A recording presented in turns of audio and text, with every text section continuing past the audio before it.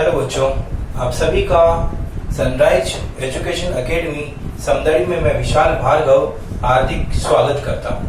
तो हम इस वीडियो के दौरान कक्षा 12वीं के विद्युत क्षेत्र के चैप्टर को पढ़ रहे थे, इलेक्ट्रिक फील्ड को, और उसके दौरान हमने कूलाम का बल देखा। कूलाम ने दो आवेशों के मध्य लगने वाले बल के बारे में कुछ बात बताई थी। तो उसका फॉर्मूला जो था वो था F बराबर 1/4 pi epsilon naught Q1 Q2 upon R square. अब ये जो एप्सिलॉन नॉट था इसके बारे में हमें चर्चा करनी है। यह एप्सिलॉन नॉट होता है वह होता है माध्यम की विद्युतशीलता, परमिसिबिलिटी ऑफ वैक्यूम। यदि यह दोनों चार्ज किसी माध्यम में स्थित है, यह एप्सिलॉन नॉट जो है वो निर्वात की विद्युतशीलता है, परमिबिलिटी ऑफ वैक्यूम है। लेकिन यदि मैं बात करता हूं कि ये दोनों आवेश जो है वो किसी माध्यम में स्थित है, मतलब मीडियम में स्थित है, तो उस दौरान जो यहाँ इन दोनों के बीच में लगने वाला कूलाम बल होगा उसका फॉर्मूला कुछ इस प्रकार से आ जाएगा, 4 पाई epsilon Q1 Q2 upon R square. तो अब ये जो एप्सिलॉन है यह है माध्यम की विद्युतशीलता, परमिसिबिलिटी ऑफ मीडियम। तो क्या होता है ये परमिसिबिलिटी, और परमिसिबिलिटी से रिलेटेड एक और बात हम देखेंगे जिसको हम बोलते हैं रिलेटिव परमिटिबिलिटी। और रिलेटिव परमिसिबिलिटी होती जो है उसको हम बोलते हैं सापेक्ष विद्युतशीलता, या फिर उसको बोलते हैं पराविद्युतांक, डाई इलेक्ट्रिक कांस्टेंट। तो आइए हम चर्चा करते हैं पराविद्युतांक की। तो हमारा जो टॉपिक है आज का वह है बेटा पराविद्युतांक। पराविद्युतांक, मैं आपकी जानकारी के लिए बता दूं कि यह वीडियो 12th क्लास के फिजिक्स के सब्जेक्ट के लिए है। तो पराविद्युतांक, डाई इलेक्ट्रिक कांस्टेंट या डाई इलेक्ट्रिक, इसका ये अन्य नाम बोलूं तो इसी का अन्य नाम होता है सापेक्ष विद्युतशीलता। सापेक्ष विद्युतशीलता, जिसको इंग्लिश में बोलते हैं रिलेटिव परमिसिबिलिटी।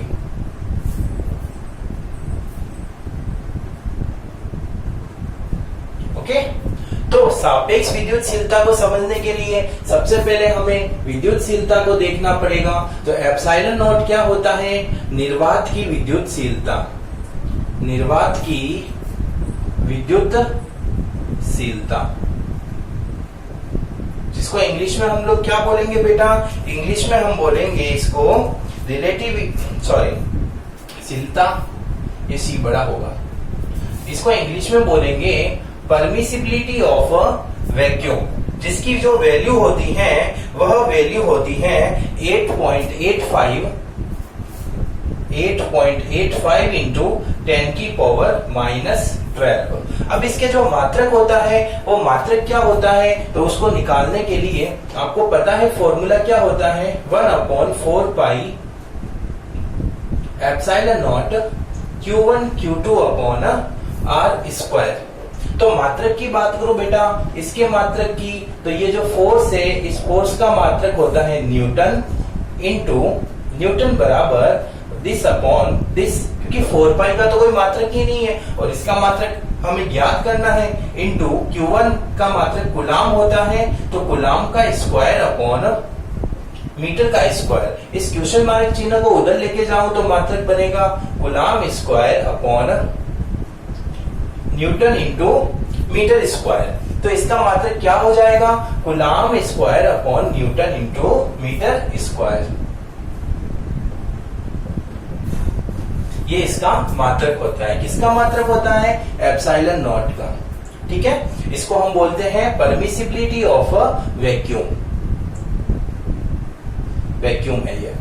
अब इसकी विमा की बात करें हम डायमेंशन की, तो विमा के लिए हमें इन मात्रक को मूल मात्रक में कन्वर्ट करना पड़ेगा। तो हम जानते हैं कि कूलाम जो है उसको हम I बराबर Q अपॉन T लिखते हैं, तो Q बराबर IT होता है और Q आवेश है, इसका मात्रक कूलाम होगा, I विद्युत धारा है तो मात्रक एम्पियर होगा और T सेकंड है, टाइम तो सेकंड होगा। तो 1 कूलाम बराबर एम्पियर इंटू सेकंड लिख सकता हूं। तो ऊपर वाले की जगह कूलाम की जगह मैंने क्या लिख दिया, ऊपर एम्पियर का स्क्वायर इंटू सेकंड का स्क्वायर। ये हम क्यों कर रहे हैं, किसके लिए कर रहे हैं, तो मैं आपको बता दूं, ये जो आप कर रहे हो वह किसके लिए कर रहे हो, डायमेंशन के लिए। क्यों, क्योंकि विमा को ज्ञात करने के लिए आपको मूल मात्रकों में बदलना बहुत ही जरूरी है। तो मूल मात्रक में बदलोगे तभी तो आप विमा ज्ञात कर पाओगे, इसलिए मैं मूल मात्रकों में बदल रहा हूं। तो कूलाम को मैंने लिख सकता हूं एम्पियर इंटू सेकेंड, कौन से सूत्र से, I बराबर Q अपॉन T वाले सूत्र से। I क्या होता है, विद्युत धारा होती है, Q जो है वो आवेश होता है और जो आपका ये कूलाम है इसको मैंने लिख दिया एम्पियर इंटू सेकेंड लिख दिया।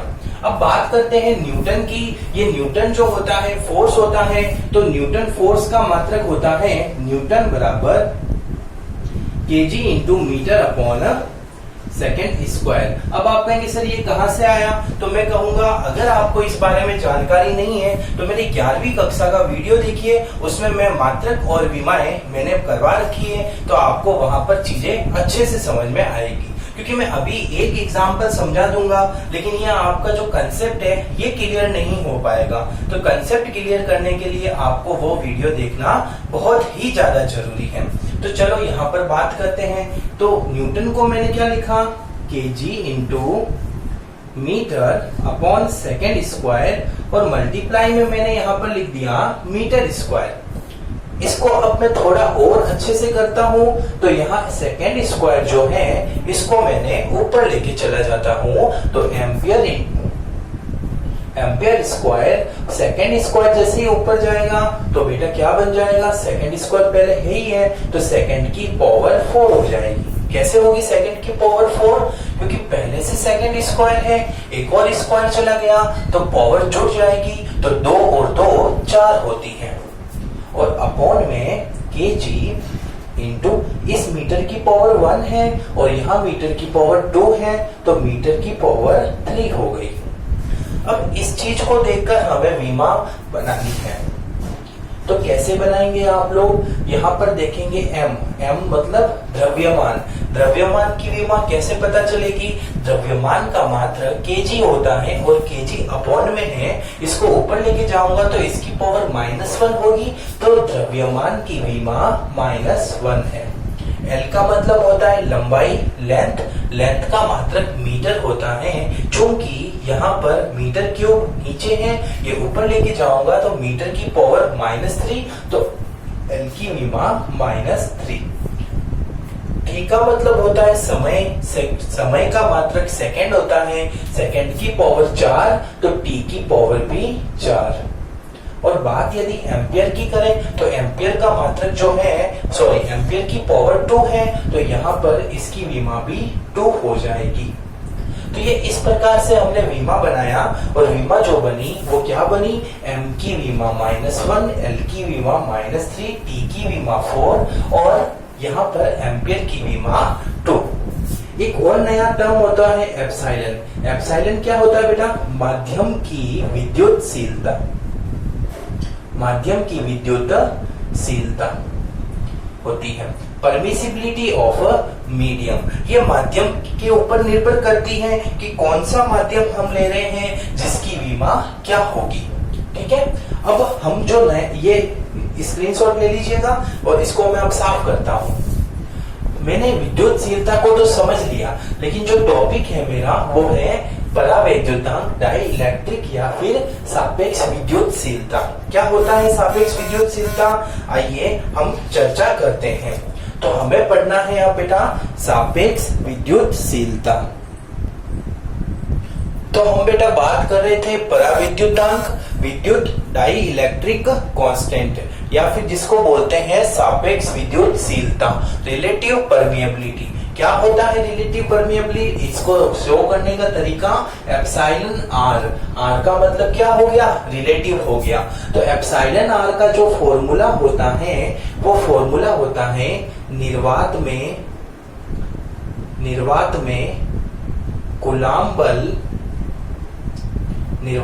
कूलाम बल अपॉन माध्यम में कूलाम बल। मतलब यहाँ जो कूलाम फोर्स है वो वैक्यूम वाला कूलाम फोर्स तथा अपॉन मीडियम वाला कूलाम फोर्स, इन दोनों का जो रेशियो निकलेगा उसको हम बोलते हैं एप्सिलॉन आर। वैक्यूम वाला एफ और माध्यम वाला एफ एम। एम का मतलब मीडियम। तो इसका फॉर्मूला क्या हो जाएगा? के की जगह 1/4 pi epsilon naught Q1 Q2 upon R square. और ये बात किसकी चल रही है? निर्वात में कूलाम बल की। और होल अपॉन में माध्यम का कूलाम बल का फॉर्मूला क्या होगा? 1/4 pi epsilon Q1 Q2 upon R square. Q1 Q2 upon R square से Q1 Q2 upon R square cancel हो गया। 1/4 पाई से 1/4 पाई कैंसिल हो गया। ये अपॉन में एप्सिलॉन है वो ऊपर चला जाएगा, तो फॉर्मूला बन जाएगा एप्सिलॉन अपॉन एप्सिलॉन नॉट। और ये वैल्यू जो है वो किसके बराबर हो गई? एप्सिलॉन आर के। अब आप जानते हो एप्सिलॉन क्या होता है? ये होता है माध्यम की विद्युतशीलता। इंग्लिश में इसको क्या बोलेंगे बेटा? इसको इंग्लिश में बोलेंगे परमिसिबिलिटी ऑफ अ मीडियम। ठीक है। और जो नीचे वाला है वो वैक्यूम की परमिसिबिलिटी है, निर्वात की विद्युतशीलता। तो एप्सिलॉन आर के बारे में बात पता चली। एक होता है निर्वात में कूलाम बल बटा माध्यम में कूलाम बल, coulomb force in vacuum upon coulomb force in medium. या फिर सेकंड फॉर्मूला क्या हो गया? सेकंड फॉर्मूला हो गया माध्यम की विद्युतशीलता बटा निर्वात की विद्युतशीलता, permissibility of medium upon permissibility of vacuum. इनका जो रेशियो होता है इसको हम डाई इलेक्ट्रिक बोलते हैं, परावैद्युतांक बोलते हैं। ठीक है।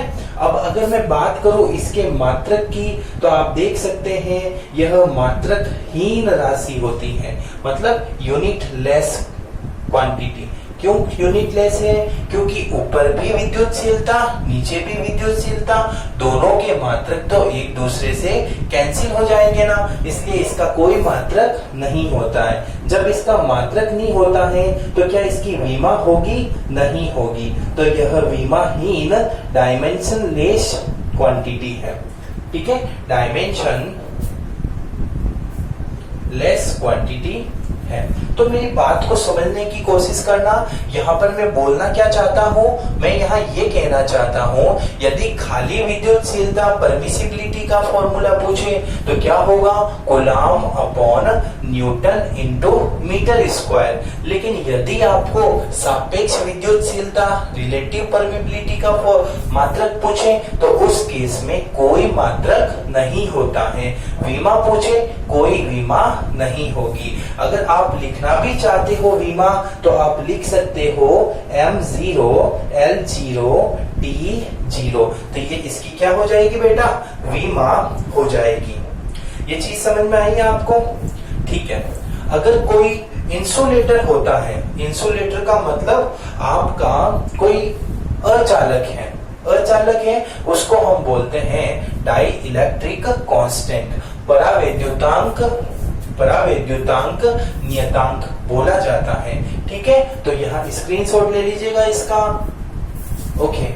तो एक फॉर्मूला तो हो गया निर्वात में कूलाम बल बटा माध्यम में कूलाम बल, coulomb force in vacuum upon coulomb force in medium.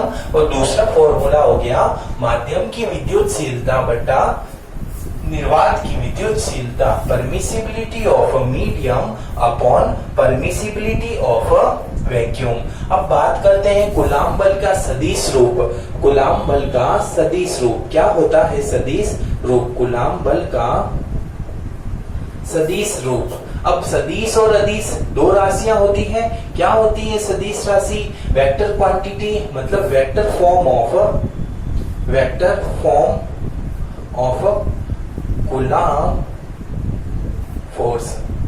देखो, इस चीज को याद मत करना, चीज को समझने की कोशिश करना कि हम जो नॉर्मल फॉर्मूला होता है, अदिश फॉर्मूला हमने पढ़ा कि Q1 Q2 upon R square, ये तो बेटा फॉर्मूला जो है वो कौन सा है? अदिश रूप में है, अदिश रूप में। इसको सदिश रूप कैसे बनाऊंगा मैं? चलो इसको समझेंगे। तो ये प्रोसेस है, बहुत ही सिंपल प्रोसेस है, आपको आसानी से समझ में आ जाएगा। लेकिन पहले अदिश और सदिश क्या होता है? यह स्केलर है और वह वेक्टर है। What is the difference between scalar quantity and vector quantity? तो सदिश राशियां या सदिश राशि की बात करूं, वह राशि होती है जिनके पास में परिमाण तथा दिशा दोनों होता है। The quantity which have magnitude and direction are known as vector quantity. तो सदिश राशि क्या होती है? जिसके पास में परिमाण के साथ दिशा भी होती है, मैग्नीट्यूड के साथ में डायरेक्शन भी होती है, सदिश राशि होती है। और अदिश राशि वे राशि जिनके पास ओनली मैग्नीट्यूड होता है, केवल परिमाण होता है, डायरेक्शन या दिशा नहीं होती है। वह कौन सी राशि है? अदिश राशि। तो इसमें कोई डायरेक्शन का रोल नहीं है। लेकिन यदि मैं इस फॉर्मूले को सदिश रूप में लिखना चाहूं तो फॉर्मूला में कैसे लिखूंगा? F सदिश बराबर K तो बेटा अदिश राशि है, Q1 भी अदिश राशि है, Q2 भी अदिश राशि है, और अपॉन में जो है R दूरी होती है, विस्थापन है, न्यूनतम दूरी है, न्यूनतम दूरी को ही विस्थापन कहते हैं। न्यूनतम दूरी मतलब दोनों के बीच में एक चार्जिए दोनों के बीच की जो डिस्टेंस, सीधी डिस्टेंस है, यह विस्थापन कहलाती है।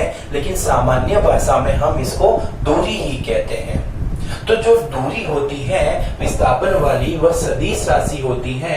लेकिन यह नीचे भी है और इसका स्क्वायर भी है, इसलिए ओनली मैग्नीट्यूड ले लिया इस सदिश राशि का। मतलब ओरली में बोलूं तो ये भी एक तरीके से अदिश है।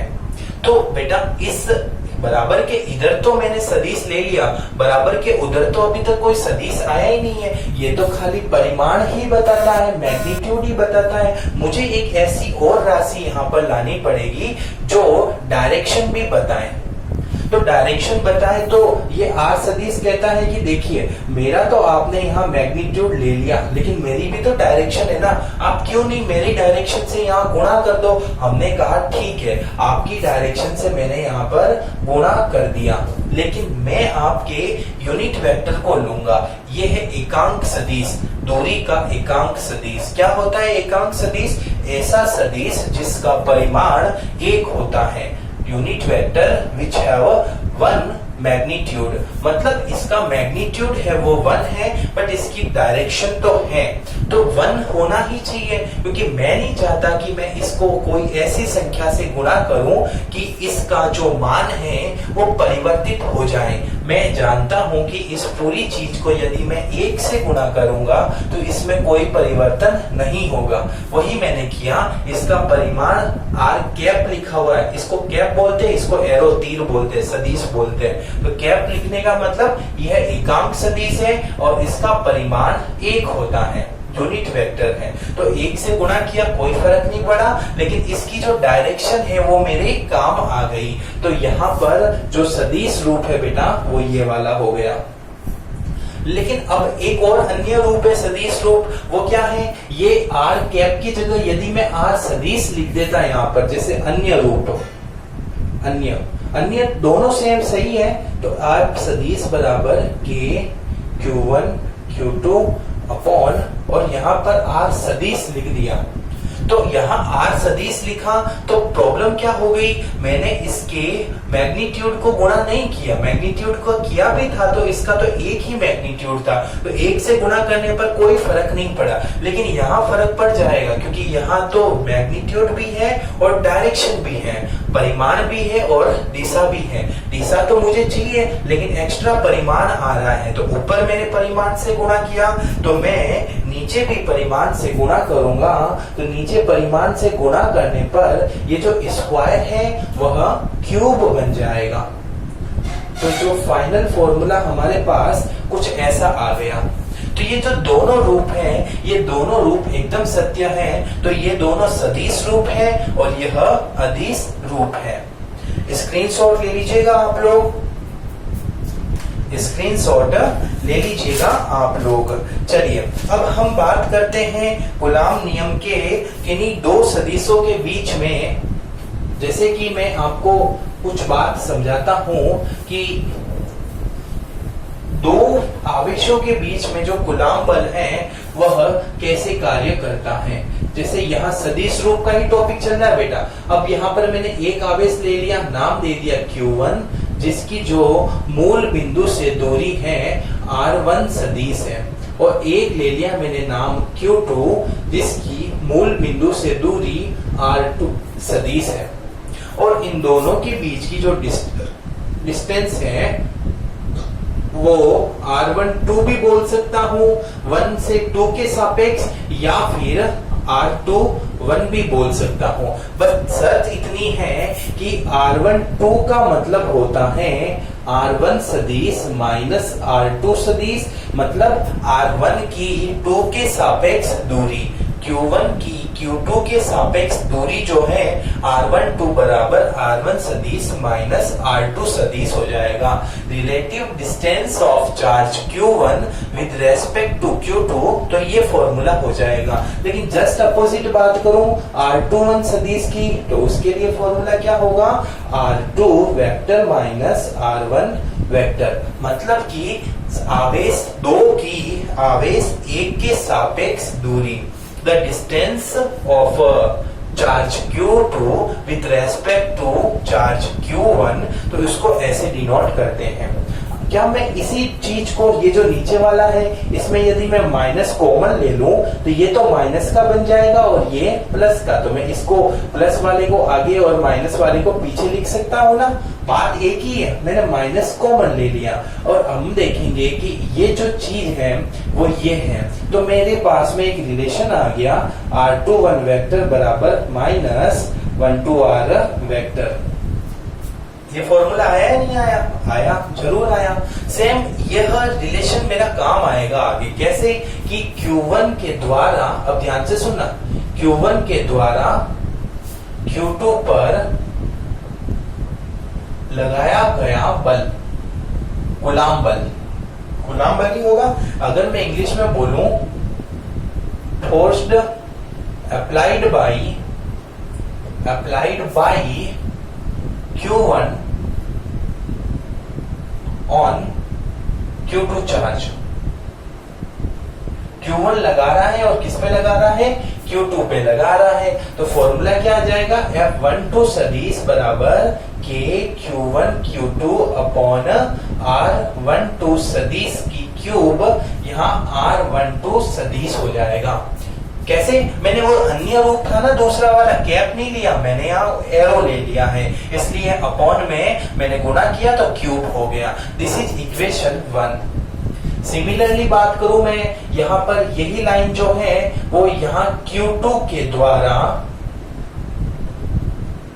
Q1 पर लगाया गया बल, या फिर force applied by Q2 on Q1 charge, same line है बेटा।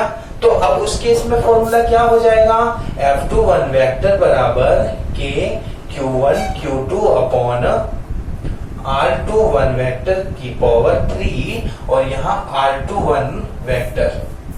समझ में आया ना, ये अन्य रूप लिख दिया मैंने। अब मैं जानता हूं कि R21 वेक्टर की जगह माइनस R12 वेक्टर लिख सकता हूं। तो मैंने इसको क्या लिख दिया, K Q1 Q2 अपॉन, अब ये जो नीचे वाला है बेटा इसको भी मैंने क्या कर दिया, minus R12 vector cube into minus R12 vector.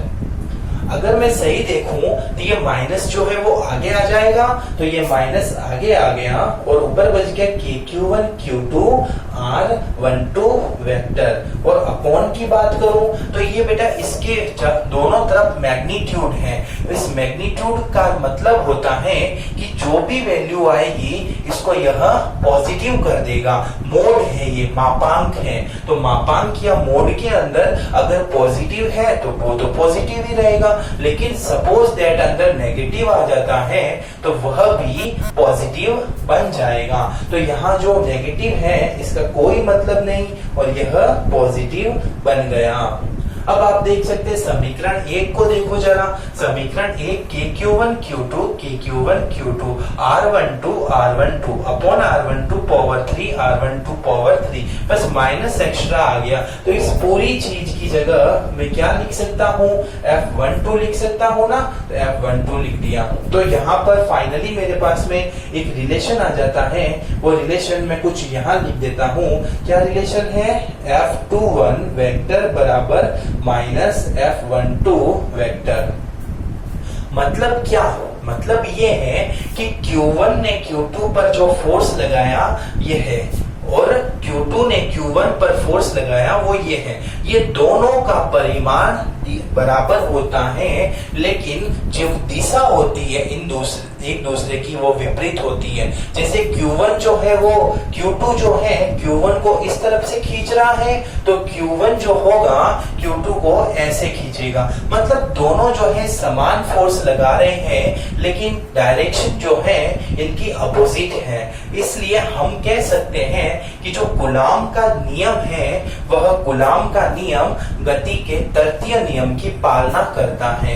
क्या होता है गति का तृतीय नियम, क्या होता है, what is third law of motion, तो every action have equal and opposite reaction. मतलब क्या, मतलब क्या बताइए, एक्शन फोर्स होता है ना आपका, एक्शन फोर्स रिएक्शन फोर्स, वो दोनों एक दूसरे के बराबर होते हैं लेकिन दिशा विपरीत होती है। प्रत्येक क्रिया के बराबर तथा विपरीत प्रतिक्रिया बल होता है और यह जो नियम है वह नियम गति का तृतीय नियम है, थर्ड लॉ ऑफ मोशन। तो मैं कह सकता हूं कि कूलॉम का जो नियम है वो गति के तीसरे नियम की पालना करता है। तो बेटा स्क्रीनशॉट लेना है तो आप स्क्रीनशॉट ले लीजिए, स्क्रीनशॉट ले लीजिए। ओके, तो हमें पता चल गई ये बात। चलो तो अब हम आगे जो है इससे रिलेटेड बात डिस्कस करते हैं। ध्यान से सुनिएगा, कुछ इंपॉर्टेंट बातें हैं, एक्स्ट्रा फैक्ट्स जो मैं आपको बता रहा हूं। जैसे एक फैक्ट मैंने ये बताया कि न्यूटन जो कूलॉम का बल है वो गति के थर्ड लॉ को फॉलो करता है। मतलब फर्स्ट बात क्या है, गति के तीसरे नियम की पालना होती है। किसके द्वारा होती है, कूलॉम के द्वारा। दूसरा जो है ये समझ में आ जाएगा ना, इंग्लिश मीडियम बहुत अच्छे बच्चे हैं, third law of motion follow करता है। सेकंड बात मुझे बोलूं तो यह व्युत्क्रम के नियम की पालना करता है। व्युत्क्रम नियम, इनवर्स लॉ, इनवर्स लॉ क्या होता है inverse law, F proportional 1/r², ये होता है इनवर्स लॉ। आप देख सकते हैं फॉर्मूला F बराबर K Q1 Q2 upon R², मतलब ये R² के व्युत्क्रमानुपाती होता है, इसी बोलते हैं व्युत्क्रम नियम। तो मैं बोलता हूं, क्या बोलता हूं कि ये जो है क्या है बेटा, यहाँ पर कूलॉम बल जो है व्युत्क्रम के नियम की पालना करता है।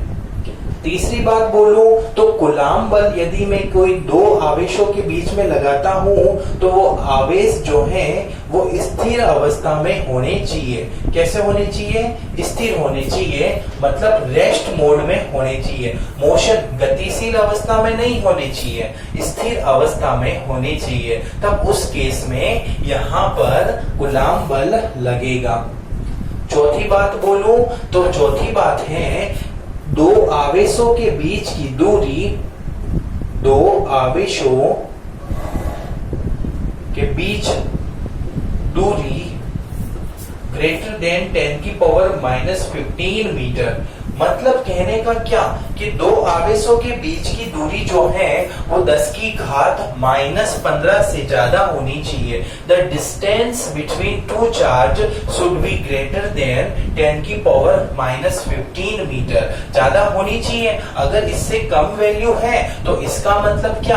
आपने पढ़ा होगा कि एटम होता है और एटम के अंदर नाभिक होता है, न्यूक्लियस होता है। तो जो एटम होता है उसकी माप 10⁻⁻10 होती है, लेकिन जो नाभिक होता है उसकी माप 10⁻⁻15 मीटर होती है। तो यदि दो आवेशों के बीच में दूरी 10⁻⁻15 मीटर से भी कम है, इसका मतलब क्या? मैं उन वे आवेश जो है नाभिक के अंदर स्थित है और नाभिक के अंदर स्थित है तो उधर कोई कूलाम फोर्स नहीं लगेगा। नाभिक के अंदर तो नाभिकीय बल लगता है, न्यूक्लियर फोर्स लगता है, और नाभिकीय बल पूरे वर्ल्ड में सबसे प्रबल बल है, सबसे स्ट्रॉन्ग फोर्स है। उससे स्ट्रॉन्ग तो कुछ है ही नहीं। तो हम नाभिक के अंदर नहीं जाएंगे तो ये इसकी लिमिटेशन बोल दो या फिर इसकी प्रॉपर्टी बोल दो। तो क्या कूलाम का बल जो है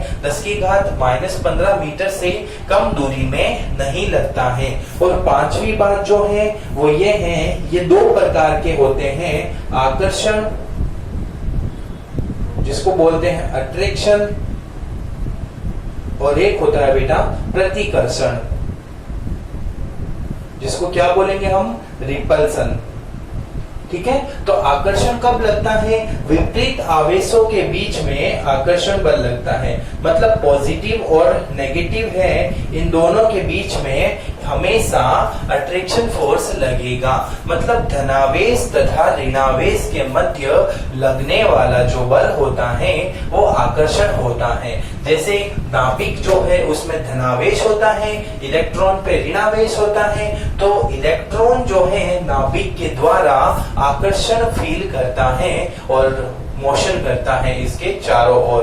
तो आकर्षण प्रकृति का और प्रतिकर्षण लग सकता है कब? जब दोनों आवेश समान प्रकृति के हो, मतलब प्लस प्लस हो या फिर माइनस माइनस हो। मतलब धनावेश तथा धनावेश के बीच में लगने वाला कूलाम बल प्रतिकर्षण होगा और ऋणावेश तथा ऋणावेश के बीच में भी प्रतिकर्षण ही लगता है। तो बेटा हमने यहाँ पर 5 बातें देखी। फर्स्ट बात, कूलाम का नियम गति के थर्ड नियम की पालना करता है। दूसरी बात, व्युत्क्रम के नियम की पालना करता है। तीसरी बात, आवेश स्थिर होने चाहिए। अगर आवेश गति करेंगे तो वह विद्युत क्षेत्र के साथ में चुंबकीय क्षेत्र भी उत्पन्न करेंगे, मैग्नेटिक फील्ड भी प्रोड्यूस करेंगे। तो उस केस में हम फिर कूलाम बल नहीं पढ़ेंगे, हम लॉरेंज बल पढ़ेंगे, वो बाद में आएगा। और चौथी बात, दो आवेशों के बीच की दूरी जो है वो 10⁻⁻15 मीटर से ज्यादा होनी चाहिए। और नेक्स्ट है कि कूलाम बल की प्रकृति 2 प्रकार की होती है, आकर्षण प्रकृति और प्रतिकर्षण प्रकृति। नेचर जो होता है कूलाम फोर्स का वो अट्रैक्शन का भी होता है और रिपल्सन का भी होता है। अट्रैक्शन आकर्षण कब होगा?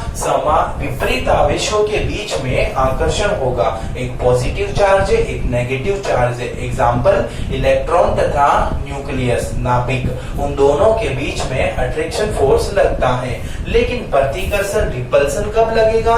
जब सेम नेचर के आवेश हैं, मतलब धनावेश तथा धनावेश के बीच में और ऋणावेश तथा ऋणावेश के बीच में हमेशा प्रतिकर्षण बल लगता है। तो मैं आशा करता हूं आप मेरे इस लेक्चर का आनंद उठा रहे होंगे और अपने घर पर बैठकर अध्यापन कर रहे होंगे। अगर आपको किसी प्रकार की समस्या है तो मेरे कांटेक्ट नंबर पे आप कॉल या मैसेज कर सकते हैं। बस शर्त इतनी है कि आपको विद्यालय से जो टाइम टेबल दिया जाता है डाउट क्लास के लिए, उसी टाइम टेबल के अकॉर्डिंग मुझे कॉल या मैसेज करना है। तो बेटा धन्यवाद, थैंक यू।